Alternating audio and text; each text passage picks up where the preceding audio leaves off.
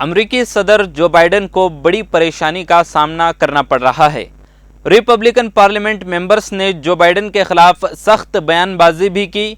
दो सीनियर जर्नलों ने मंगल के दिन यानी कल सेनेट में कहा कि अफगानिस्तान से अमरीकी फौजियों को वापस बुलाने के बारे में जो बाइडेन का पहले दिया गया अहम बयान बिल्कुल गलत था। ये बात सामने आई है कि अफगानिस्तान से अमरीकी फौजियों को वापस बुलाने के मामले में जो बाइडेन ने फौज की अहम तजवीज़ को नज़रअंदाज किया था और इसके खिलाफ फैसला लिया था। इसके बाद से जो बाइडेन शदीद तनकीद की जद में आ गए हैं।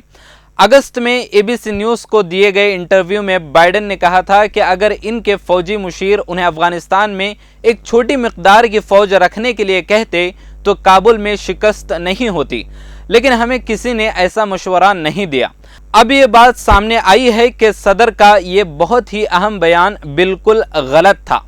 सदर को फौजी मशवरा मिला था लेकिन उन्होंने इसे कबूल ही नहीं किया। अमरीकी फ़ौज के joint chiefs of staff general Mark Milley और जनरल केंथ मैकेंजी ने कहा था कि हमने सदर को सलाह दी थी कि तालिबान के हमले को कम करने के लिए तकरीबन 2500 फौजी अफगानिस्तान में ही मौजूद रहने चाहिए। ये बात जो बाइडेन के बयान के बरखिलाफ है। सेनेट की आर्म्ड सर्विस कमेटी ने इन दोनों फौजी सरबराहों और डिफेंस सेक्रेटरी लॉयड ऑस्टिन को तहकीकात में शामिल किया था।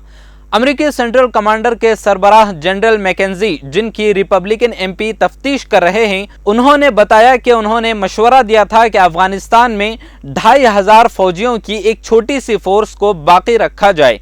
जनरल मिल ने कहा कि उन्होंने भी इस मशवरे से इत्तेफाक किया था।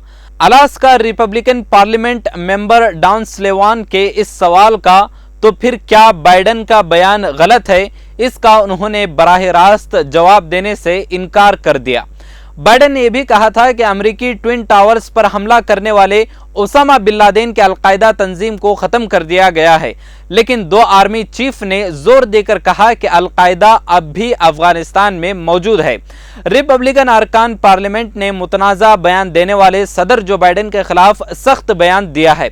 उन्होंने सख्त एतराज़ किया कि बाइडेन ने वादा किया था कि हर एक अमेरिकी शहरी के वहां से निकलने तक फौज वहां मौजूद रहेगी, लेकिन अब फौज की मुकम्मल रवानगी के बाद भी अमेरिकी वहां मौजूद हैं।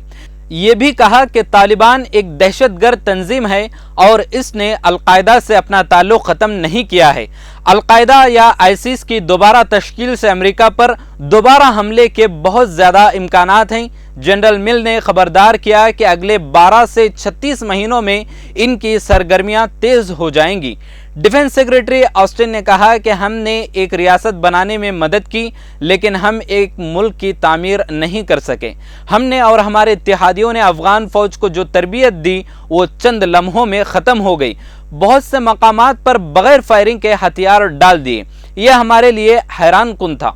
और बाइडेन के खिलाफ बयान देते हुए ये कहा कि मजमूई तौर पर जो बाइडेन के अफगानिस्तान से फ़ौज की वापसी के फैसले से शुरू हुई अजियत मज़ीद बढ़ गई है।